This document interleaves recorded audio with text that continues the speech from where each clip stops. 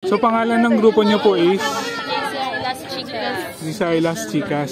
So ibig sabihin pag Chicas, what does JCI stands for? Junior Chamber International. I see. Ano hong requirement para makapag-join? Kailangan maganda. Charot. Sisters and brothers here, we have JCI Las Chicas del Baguio and JCI Baguio.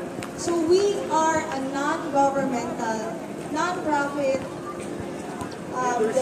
leadership development organization internationally, over 125 countries po. We have 4 focus areas.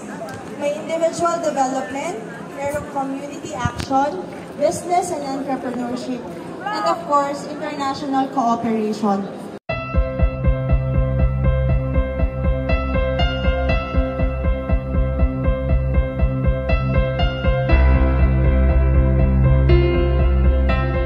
So pangalan ng grupo niyo po is? JCI Las Chicas. JCI Las Chicas.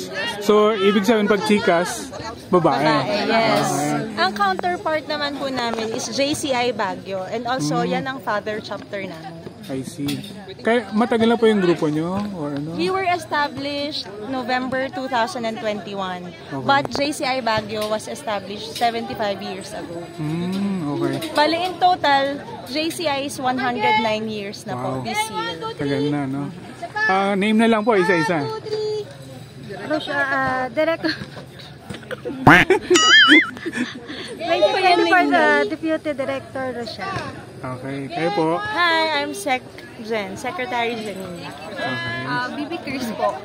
Okay. Director for Events, Marie Chris. Okay. Local Skills Development Director, Val. Okay. Treasurer Andrea. Okay. Sa mga gusto mong mag-join sa grupo nyo, paano sila makapag-join? Available po kami sa 6 na channels. We have Facebook, TikTok, Instagram, LinkedIn, YouTube, and Twitter. Search lang po yung JCI Las Chicas del Baguio. Okay. That's for girls or women ages 18 to 40 years old. Pag sa boys naman po, JCI Baguio. That's 18 to 40 years old. Then JCI Baguio Inc. ang Facebook page po nila. Okay. Ano hong requirement para makapag-join? Kailangan maganda. Charot. Ay, ganun. And they can check na lang po dun sa mismong Facebook account namin. Then mag-message na lang po sila tapos mag-reply and we'll send them the requirements po. We have a Google form po na they need to fill it out then andun po lahat. Wala namang paddle-paddle yan. Wala. This is a non-profit organization po Okay. Ano ang pinaka-purpose or goal ng grupo niyo? This is a leadership. To create, to develop young leaders po. Ang purpose talaga ni JCI. To-train ng mga young leaders. Yes. What does JCI stands for? Junior Chamber International. I see. Tapos, ano ang mga upcoming activities niyo after this? Marami. Actually, every month, meron kami mga, like, kung ano yung theme ng month. This month is Women's Month, right? So, meron kaming mga ipopost dun sa mismong page namin where you can see naman pagka binisip po nila. So, makikita nila. Ma-update po sila. But yung align po ngayong month na to is more on mga webinars, free webinars I see. for education, for training din, to empower women. I see. Okay. Dahil March na yun, ang March ay para sa mga babae. For April po, may nakaplano na kayo? For April, Or summer? we have yung color run.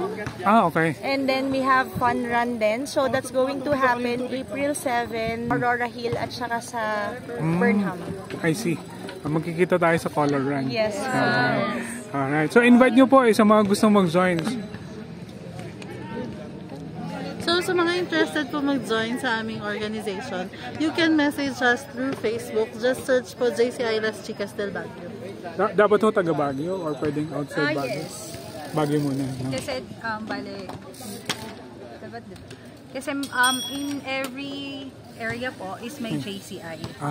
So, meron pong JCI Dagupan, JCI anywhere po sa Pilipinas. So, kailangan kung nasang area po, dun po sila. Kailangan ho ba married, single? Or? Okay lang ho kahit divorce, widowed, basta 18 to 40 years old. Yun lang naman po yung talagang namin, qualification. For other chapters, usually, marami silang mga requirements in order for people to join. Parang meron silang screening, gano'n. Pero yung sa amin naman po, right now, open kami sa lahat. Basta yung age requirement lang yung inaano namin. Siyempre, commitment din po ang importante. Okay. Alright. Anyway, thank you po ulit sa time niyo. No? Thank you po. Hopefully, we'll work together in the upcoming events. Yes, see you, sir. Thank you. Thank you po. Alright.